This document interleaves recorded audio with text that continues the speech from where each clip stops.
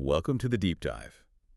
If you've followed, well, any policy debate in the last decade, you've probably heard two terms thrown around that sound almost the same: minimum wage and living wage. They get used so interchangeably. And it's frustrating because they're used to talk about a floor on pay, but the philosophical, historical, and economic evidence we've gathered shows they are built on fundamentally different, often conflicting principles. And that's the core confusion we're really here to cut through today. Our source material for this is incredibly rich. I mean, it provides comprehensive definitions and historical context stretching all the way back to ancient Greece. Oh, it's amazing. It is. And then it goes into contemporary philosophical justifications, global examples, and maybe most importantly, the core arguments driving the really intense economic debate today, including, these competing quantitative models. So our mission is pretty straightforward. To give you the shortcut to being truly well-informed on this, we want to precisely delineate the difference between these two ideas: the moral aspiration versus the legal price floor, and then analyze that intensely contradictory economic evidence on their real-world impact, so you walk away understanding the costs, the benefits, and the deep underlying political tensions surrounding each approach. Okay, so let's start with the standard that is fundamentally a moral and needs-based concept: the living wage. Right. The core definition of a living wage is based on human need, not on market forces. It's the minimum income necessary for a worker to meet their basic needs. And basic needs is a really important phrase here because it's defined quite broadly, isn't it? It is. It's explicitly defined to include things like food, of course, but also adequate housing, clothing, and other essential necessities like utilities, transport, and very often childcare. The crucial element here is the goal of that income. It's not just about a biological minimum to survive, which is what we used to call subsistence wage. Not at all. It sounds like the living wage is aiming for something much higher and, well, more holistic. It is. The goal is explicitly to allow a worker to afford a basic but decent standard of living just through their employment. So without having to rely on government help. Exactly. Without having to rely on government subsidies for day-to-day survival. It's about dignity and self-sufficiency, which automatically makes it higher than a mere subsistence wage, which, as you said, only accounts for the biological minimum required to keep you going. That concept also connects back to that historical idea of the family wage, the idea that one worker's income should be enough to support not just themselves, but also to raise a family. Yes, though many modern living wage calculations, they tend to start with the needs of a single adult, and then they scale it up for different family types. Right. And that adaptability, or you could call it calculation flexibility, is where all the complexity and, frankly, the massive local variation comes from. The definition of needs is flexible because the cost of those needs varies so much by location and household type. A decent standard of living in, say, Manhattan looks fundamentally different from one in rural Alabama. Completely different. To understand this, let's look at how different groups actually calculate it. It's not just economists with spreadsheets. It's often based on these really detailed baskets of goods and services. A literal shopping list for a decent life. Pretty much. For example, in the United Kingdom and New Zealand, advocates define the living wage very holistically. It means a person working a standard 40-hour week with no other income should be able to afford the full package necessary for a modest but decent life. And that package includes what? Well, that bundle has defined allowances for housing, utilities, transport, basic health care, and crucially, childcare.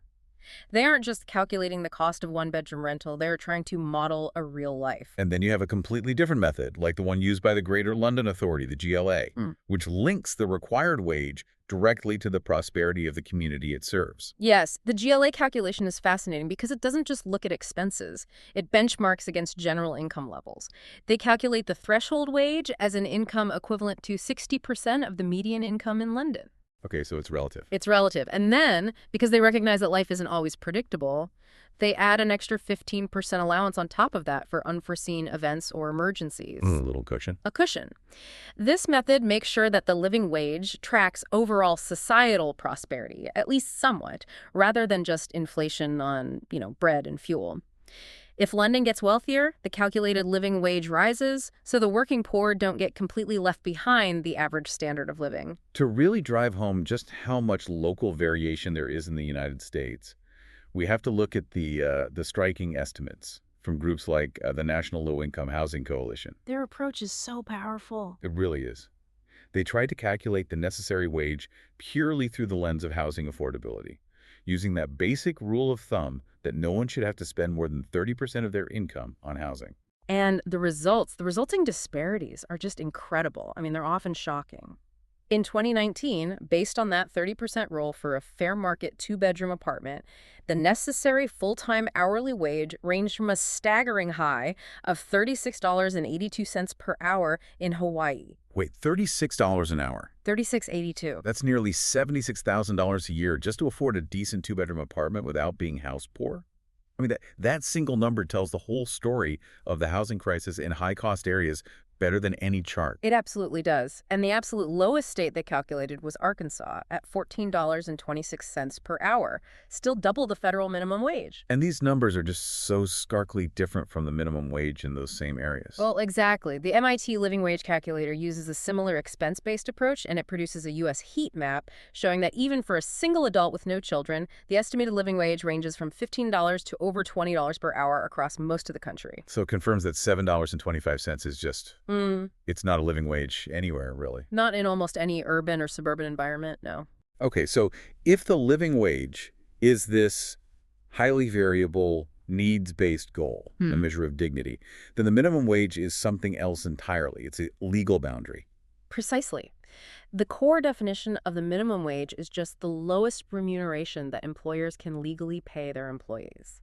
It's a statutory wage, a legal price floor for labor, enforceable by law. Simple as that. And the key distinction, which is what causes all the policy conflict, is that the minimum wage can, and often does, fail to meet the requirements for that basic, decent quality of life. And that failure is a policy choice, isn't it? It is the central conflict in the modern debate. When the legal minimum wage falls short of a living wage, it means that worker cannot meet their essential needs through employment alone. Which forces them onto government programs. Exactly, forcing them to rely on government programs for supplementary income. This is the heart of that welfare subsidy argument we'll get into later. Economically speaking, the minimum wage is a legal threshold, a non-negotiable floor, while the living wage serves as a guideline or a moral target for where that floor ought to be. That difference becomes just crystal clear when you zoom out to a global view. Let's look at how the mandatory minimum wage looks across different developed economies using 2024 OECD data. And this data is adjusted for purchasing power parity, or PPP, which makes the figures comparable in real terms. The divergence is dramatic. So who's at the top? At the higher end of the OECD, you find countries that effectively use the minimum wage as a near-living wage floor. Luxembourg and Germany are both around $17 per hour. The UK is at $16, and the Netherlands and New Zealand are also high. So these countries have national minimums that are relatively robust compared to their cost of living. Right. But then you have nations like the United States, where the federal rate is just a mere $7 an hour, though of course many states mandate higher, and Mexico is even lower at $3 per hour. That gap between a $17 floor and a $7 floor just shows these vastly different national attitudes toward what the minimum wage is even for. It reflects whether the minimum wage is seen as a primary anti-poverty tool or just a safety net against, egregious exploitation. And this brings us to a very specific metric economists use to gauge this: the Cates Index. Tell us more about this metric. Why is it so telling? The Cates Index is simple, but it's really powerful. Yeah. It is the ratio of the legal minimum wage to the median wage in that country. It tells you how close the floor is to what a typical worker makes. Okay. And among the OECD countries listed in our data, the United States has the lowest Cates Index. It's at 0.25. So 0.25 means the federal minimum wage is only 1/4 of what the typical American worker earns. That is a massive gap. It is. It shows the minimum wage is not tracking national prosperity at all. Now, contrast that with, say, Colombia, which has a Cates Index of 0.92. Almost 1-to-1. Almost. Or Costa Rica at 0.87. In those countries, the minimum wage floor is nearly synonymous with the median income. So this index clearly shows whether a country is setting a very low baseline for entry-level work like the U.S., or if it's trying to use the minimum wage as a primary forceful tool for wage equalization. The index itself is a proxy for the whole philosophical debate. That comparison really drives home the point that before this was a policy debate or a statistical argument, it was a profound question of societal fairness and human dignity. Okay, let's unpack this. The idea of a needs-based wage stretches back far beyond modern industrial economies. That's right. The concept of an income that ensures the communal good or just basic fairness can be traced all the way back to ancient Greece. Philosophers like Plato and Aristotle were tackling the fundamental question of what a citizen needed to function effectively in the polis. And Aristotle's contribution is particularly significant here because he explicitly linked income to quality of life and the ability to, participate fully in society. He certainly did. Aristotle saw self-sufficiency, a life that lacked nothing essential, as a requirement for happiness. And he defined happiness as that which on its own makes life worthy of choice and lacking in nothing. That's a high bar. It is. And crucially, he placed the responsibility for ensuring that the poor could earn a sustainable living squarely on the state. These weren't just abstract moral points. They were political arguments about how to maintain a functional society. And this philosophical bedrock, it then evolved into theological discussions during the medieval period, particularly around trade and fairness. Right. Scholars like Thomas Aquinas argued for a just wage, and he directly correlated it with the concept of just prices.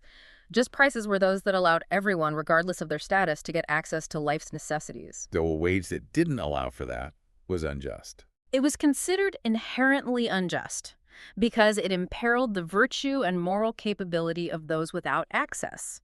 If a worker couldn't afford food or shelter, how could they possibly uphold their spiritual or civic duties?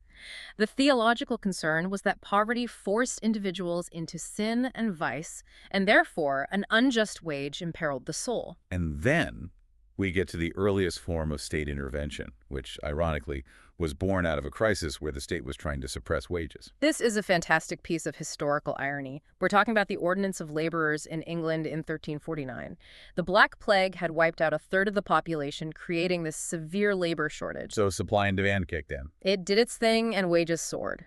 Landowners and the ruling class panicked and enacted the ordinance, which was designed to set a maximum wage, a ceiling, to stop workers from demanding too much. So they were trying to rewind the clock on market forces, but that policy failed, and it laid the groundwork for the exact opposite policy decades later.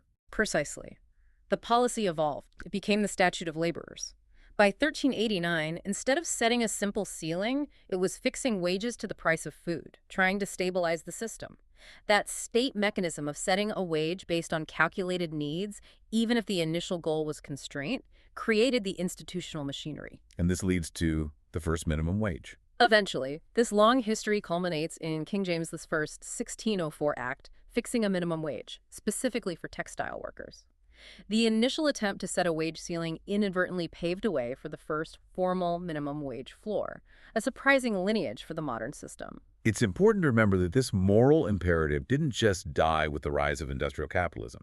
Even the canonical figures of classical economics recognized the necessity of adequate pay. You're talking about Adam Smith himself. Exactly. We often think of him as the champion of free markets. But his work, Wealth of Nations, recognized that rising real wages were a significant advantage to society. Smith was very clear on this. He argued, and I'm quoting here, that those who feed, clothe, and lodge the whole body of the people should have such a share of the produce of their own labor as to be themselves tolerably well-fed, clothed, and lodged. More than just subsistence. Way more. He advocated for an equitable share. For Smith, higher wages actually increased labor productivity. A well-fed worker is a better worker, which benefited the entire economy. He saw higher wages as a driver of overall growth, not just a cost to be minimized. And the moral foundation was continuously reinforced outside of secular economic theory, especially by powerful religious institutions. Yes, the Catholic Church has provided long-standing philosophical support, starting with Pope Leo III's 1891 encyclical Rerum Novarum. This document clearly articulated that wages should be sufficient to support a family, the family wage concept. And that view has been consistent. Very consistent. It's been reaffirmed across the centuries, most notably by Pope John Paul II in 1981, who stated that a just wage is the concrete means of verifying the whole socioeconomic system. The moral imperative, spanning from Aquinas to the 20th century, has consistently placed the needs of the worker and their family above the pure pursuit of profit. This rich moral bedrock really informs the contemporary arguments, which frame the living wage not as a temporary anti-poverty patch, but as a fundamental right essential for a functional, sustainable democracy. Modern proponents typically rely on three powerful ethical frameworks. First, there's the rights perspective, championed by thinkers like John Ryan. He argues the living wage is a right derived from the concept of the common bounty of nature. So if private ownership stops laborers from accessing essential resources, the owners have an obligation. That's the argument. The obligation rests on owners and employers to provide a wage that allows laborers to develop their full potential physically, intellectually, morally, and spiritually. For Ryan, a living wage is simply the amount of remuneration that is sufficient to maintain decently the laborer. That's a strong claim, that the right to a decent life is superior to an employer's right to set wages based only on market clearing prices. It is. And this connects to the second framework, the argument based on community health and stability, the communal civic republicanism perspective, as articulated by Gerald Waltman. And his view is that poverty is just bad for everyone. Right. Waltman views poverty and extreme inequality as inherently destructive to a healthy community. A living wage ensures basic autonomy. It prevents that societal fissure that develops between the extremely rich and the chronically poor, and it ensures all classes can participate meaningfully in civic and political life. If you're working 3 jobs just to survive, you're not going to be an engaged citizen. You lack the time, the resources, the mental capacity. It compromises social sustainability and cohesion. Okay, here's where it gets really interesting for me. Connecting that moral failure directly to hard economic costs through the concept of negative externalities, particularly from the perspective of Donald Stable. Stable's moral economic thought links the lack of a living wage to profound economic inefficiencies. He argues that by paying sub-living wages, businesses are not paying the full cost of maintaining their labor force. They're pushing that cost onto someone else. They are imposing a negative externality on society, essentially exploiting and exhausting the workforce. This failure to internalize the true cost leads to a mispricing of products. If your low-cost widget relies on the community to cover the healthcare and housing of the worker who built it, that widget is artificially cheap. And this leads directly to the core of the well-known welfare subsidy argument. Precisely. Economists like Muhlenberg, Singh, and Grimshaw reiterate that externality argument.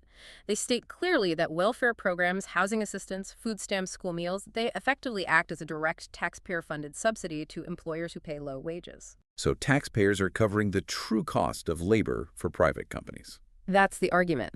Society, via its taxes, is covering the true cost of maintaining the workforce, while the employer enjoys the low labor cost and retains the profit. This became a high-profile political issue when politicians criticized large retailers like Walmart, arguing taxpayers shouldn't have to subsidize the wealthiest corporations just so they can pay low entry-level wages. It flips the moral critique into an economic inefficiency argument. That moral argument didn't just disappear. It crashed head-on into neoclassical economic theory. Now we transition from philosophy to formal economic models.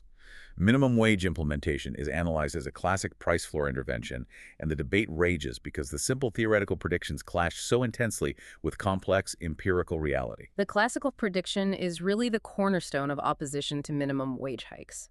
This model assumes a perfectly competitive labor market, where labor is homogeneous and workers are perfectly mobile. So in this textbook world, the minimum wage acts like a classic price floor on labor, just like a price floor on corn or oil. Exactly. And if this price floor is set above the equilibrium wage, that's the market clearing price, where supply meets demand. Standard theory dictates a surplus of labor will occur. And that surplus is, by definition, unemployment. It is. Because firms demand fewer workers at the higher price, and at the same time, more workers are willing to supply their labor at that higher statutory rate. And the consequence of this, according to the standard model, is that the job losses are concentrated among the most vulnerable workers. The theory predicts that the minimum wage prices the services of the least productive workers out of the market.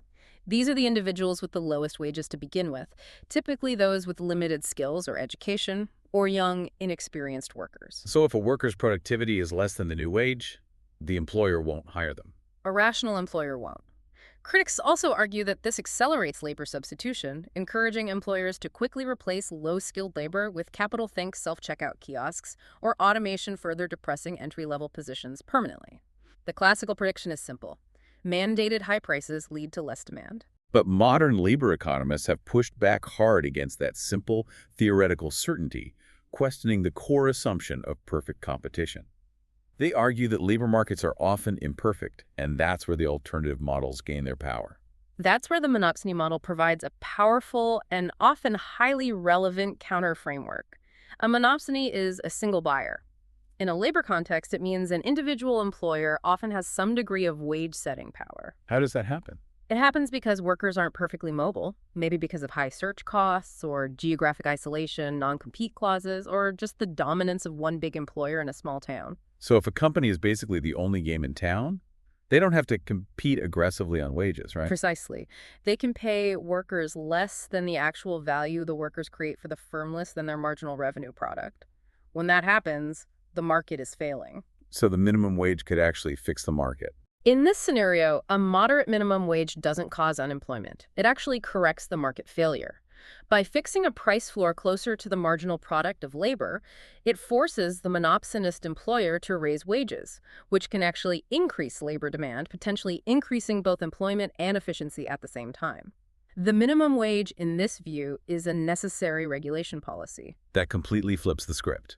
But how does the macroeconomic view, the Keynesian view, support this? The Keynesian view focuses on aggregate demand. A minimum wage increase necessarily shifts income from high-income earners, who tend to save a lot, to low-income workers, who have a very high propensity to spend their entire paycheck immediately. So more spending in the economy. Right.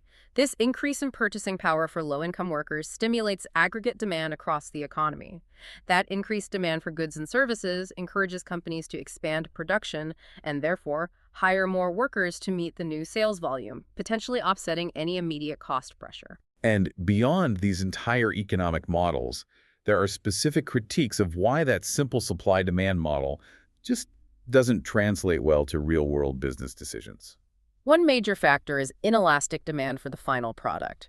If the demand for a firm's product, say fast food in a highly convenient location, is highly inelastic, management can absorb the cost increase by passing it on to consumers as higher prices without reducing jobs. And labor costs are often a smaller piece of the pie than people think. They often are. Then you have the counterintuitive idea that paying more can actually save the company money. The efficiency gains argument. Exactly. Higher wages often lead to significantly reduced employee turnover. Low turnover means the firm saves money on constantly recruiting, interviewing, and training new employees. It also means employees are more experienced and productive. These saved costs can, in some cases, fully or partially offset the higher wage rate. Finally, we noted that the most complex mathematical models, they deal with the sheer friction of the labor market, the difficulty of finding the right job or the right worker. Absolutely. In labor markets, with frictions like search costs or lack of perfect information, the model suggests significant nuance. They show that if the minimum wage is set at a sufficiently low level, it can actually boost the job search effort of the unemployed and decrease the overall unemployment rate. Because the reward for finding a job is greater. Exactly. Conversely, they confirm that a very high minimum wage is still detrimental. This suggests the impact isn't just binary. It's highly sensitive to the exact level set relative to the median wage and productivity.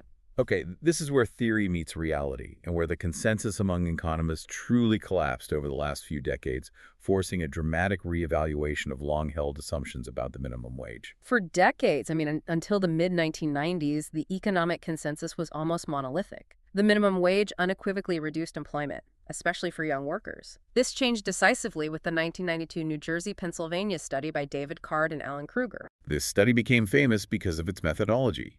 They focused on the fast food industry, a major employer of minimum wage labor, after New Jersey raised its minimum wage from $4.25 to $5.05 per hour, while neighboring Pennsylvania's rate held steady. The methodology was crucial, a difference in differences approach. They surveyed fast food restaurants in both states before and after the New Jersey hike, and their initial surprising finding was that the minimum wage increase slightly increased employment in the New Jersey restaurants. Increase it. Slightly increased it compared to Pennsylvania. This result fundamentally contradicted the supply and demand prediction. Their 1995 book, Myth and Measurement, didn't just challenge the consensus, it shattered it and ushered in a new, empirically driven era of minimum wage research. But that finding didn't end the debates. It ignited a methodological war. Subsequent research immediately tried to refute their findings. Exactly. The debate immediately became a battle over data sources. David Newmark and William Washer later re-examined the data, but they used official payroll records from large fast food chains instead of the phone surveys Card and Krueger had conducted. And they found the opposite.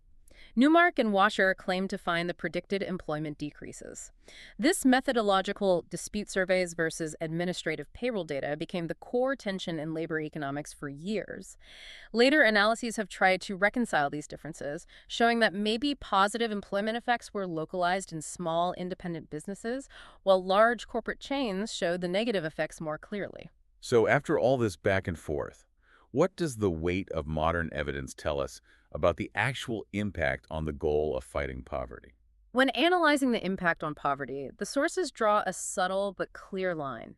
The evidence suggests that living wage legislation modestly reduces urban poverty rates. But not minimum wage laws. In stark contrast, state minimum wage laws often fail to show this measurable direct effect on poverty reduction. But we have to factor in the limited scope of living wage laws. Right. They usually only apply to businesses that have government contracts. That limitation is fundamental to understanding their societal impact. Because of their limited application, it's estimated that only 1 to 2% of the bottom quartile of the wage distribution actually qualify for living wage legislation. So while they might be locally effective, their overall impact on national poverty is small. Let's dive into the hard economic trade-offs. Using the Congressional Budget Office, the CBO, their projections on raising the U.S. federal minimum wage significantly. This gives us the clearest look at the predicted cost. The CBO projected in 2021 that raising the federal minimum wage incrementally to $15 per hour by 2025 would be a massive policy intervention. It would directly increase wages for 17 million workers and lift 900,000 people out of poverty. Those are significant poverty reduction gains. They are, but this is where the policy trade-off becomes stark and unavoidable. The other side of the ledger. Absolutely. The CBO also projected that this same policy would reduce employment by approximately 1.4 million people. Furthermore, it would lead to a slight decrease in overall economic output and cause prices to rise. So for critics, that 1.4 million lost jobs number is definitive proof that the standard model still holds true at scale. And for proponents, the 900,000 lifted out of poverty makes the policy worthwhile. It forces an ethical choice on policymakers. We even have more recent, specific data from California following its significant $16 to $20 per hour fast food minimum wage increase. Yes, studies tracking this immediate sharp hike estimated a 2.7 to 3.6% decline in fast food employment in California compared to the rest of the U.S. during the same period. This translates to an estimated 10,000 to 23,000 lost jobs in that highly specific sector. So the empirical evidence here supports the classical prediction for sharp, focused increases. Yet we can't ignore the non-economic benefits that accrue, especially for employers who voluntarily adopt the higher ethical standard of a living wage. Research consistently supports these soft benefits. A study in Canada found that workers who received a living wage showed significantly higher effective commitment to their organization, meaning they genuinely liked and felt loyal to their employer, and they had lower turnover intention. And this translated into better behavior. It did. They protected the company's public image, and they were more willing to help colleagues. This is interpreted through social exchange theory. You treat me well, I feel a mutual obligation to you. It improves overall organizational stability. And moving beyond the workplace, minimum wage increases have been linked to some surprising social benefits that reduce societal costs. Yes, studies show that higher minimum wages are correlated with a decline in property and drug crimes among ex-incarcerated individuals. And even more profoundly, one study found that for every $1 increase in the minimum wage, the annual suicide growth rate fell by 1.9%. Wow. When economic pressure is reduced, mental health outcomes improve. Finally, let's circle back to that crucial question of who ultimately pays. The pass-through of costs to the consumer. Yeah. How significant is that erosion of the nominal wage increase? That pass-through is a consistent finding. A 10% minimum wage hike is typically translated into higher consumer prices. Specifically, studies suggest this might translate to about a 0.4% increase in grocery prices. And for fast food? In the fast food sector, studies on McDonald's found a 10% minimum wage increase translated to a 1.4% increase in the price of a Big Mac.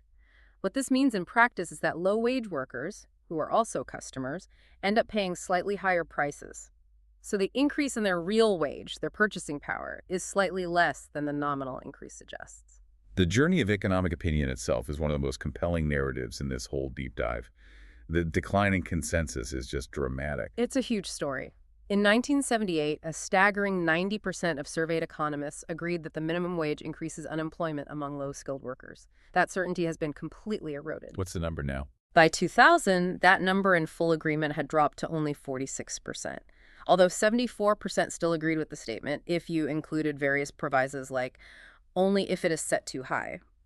This shift is entirely attributed to the debate sparked by the Card and Krueger research. It forced the profession to acknowledge the limits of the simple textbook model. It did. And when we look at the highest level meta-analyses, the studies that synthesize all the research, the current professional assessment is, well, it's nuanced. What's the bottom line? The most recent ones suggest a minimal employment effect overall, while confirming a significant increase in earnings for low-paid workers.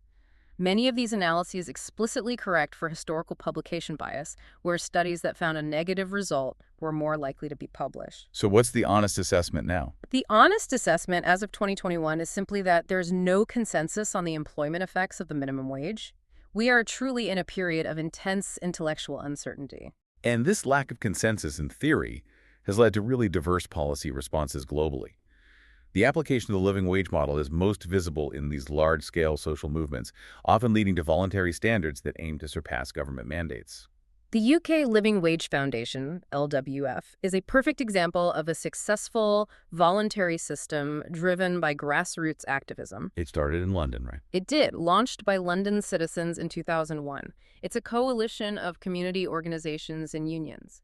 And they don't lobby for legislation, they promote a voluntary accreditation scheme for employers to pay a wage calculated to meet the costs of a basic, decent life. It creates a moral incentive for firms. And it's crucial to draw that line again between the voluntary living wage and the government's mandatory floor. Absolutely vital. When the UK government introduced the mandatory national living wage in 2016, it sounded like they'd adopted the movement's goal. But the government's rate was and remains a lower statutory minimum for older workers. It's distinct from the LWF's calculation, which is based purely on need. The voluntary standard maintains an ethical high ground. This movement is also really active in targeting multinational supply chains in the developing world, where the moral argument is perhaps the most urgent. That's the mission of the Asia Floor Wage, AFW Coalition. They tie up multinational employers in textile manufacturing across 11 Asian countries.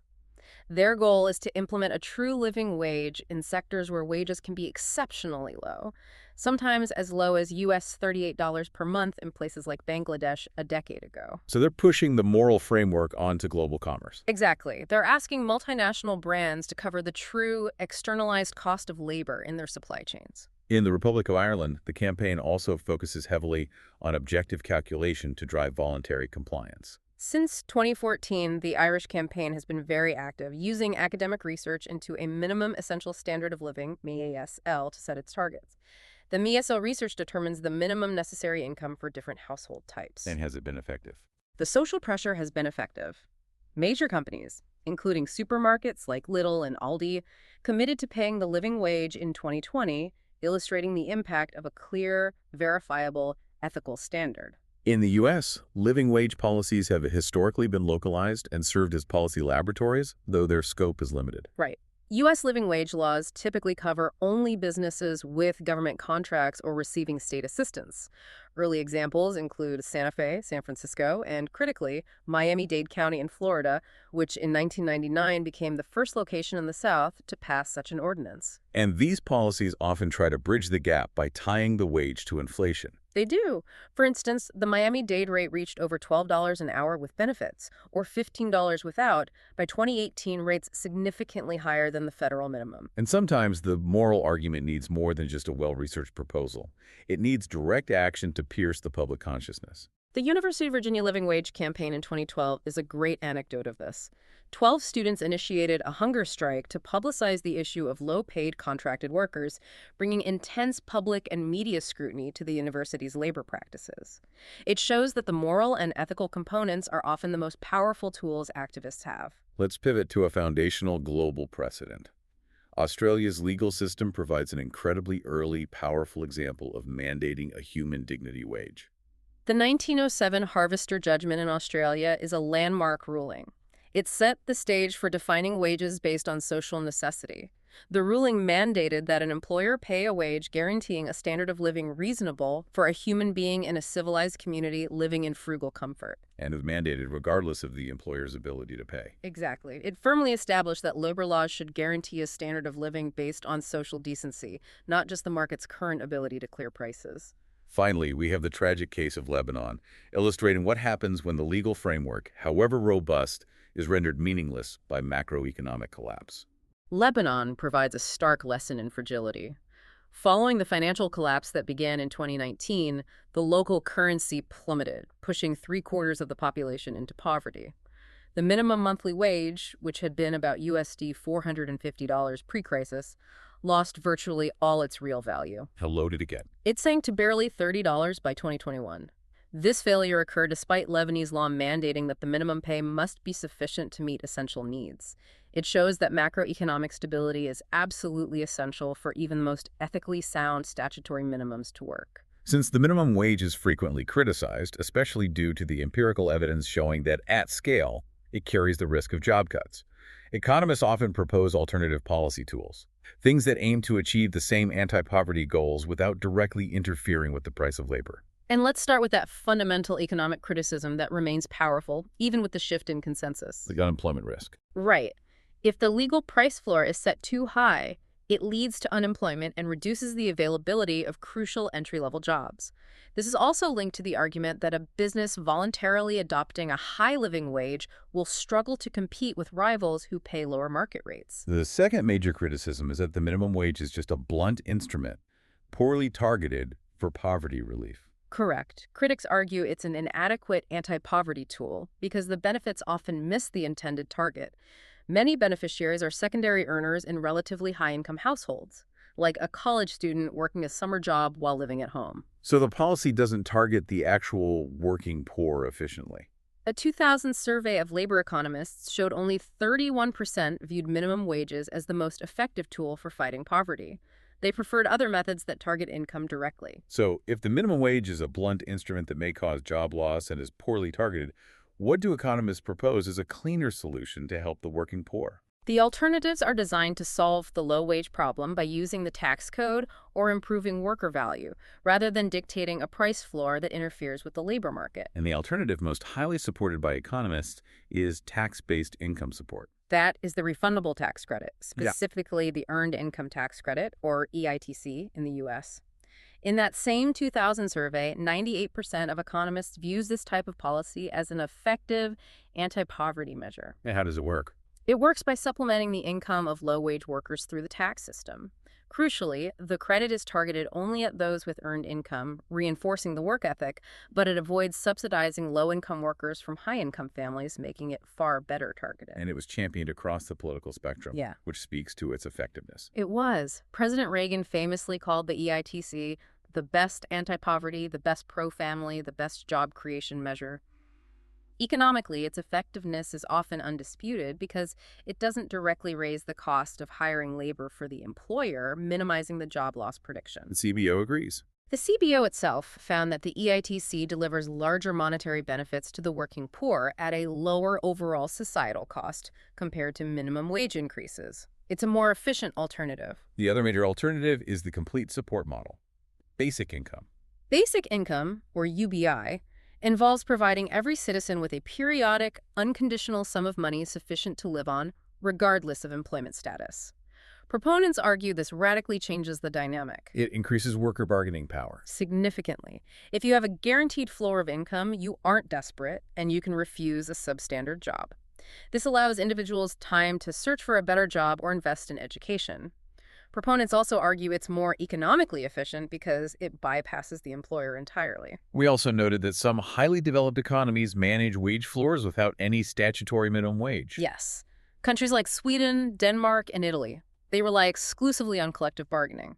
They achieve very high minimum earnings by sector through agreements negotiated directly between strong employer groups and powerful trade unions. But that system only works because of high union density. It's only viable because of the very high union participation rates in those countries, which gives labor the necessary power to negotiate effectively across entire industries. And finally, a strategy focused not on regulating price, but on increasing worker value itself. Education and training.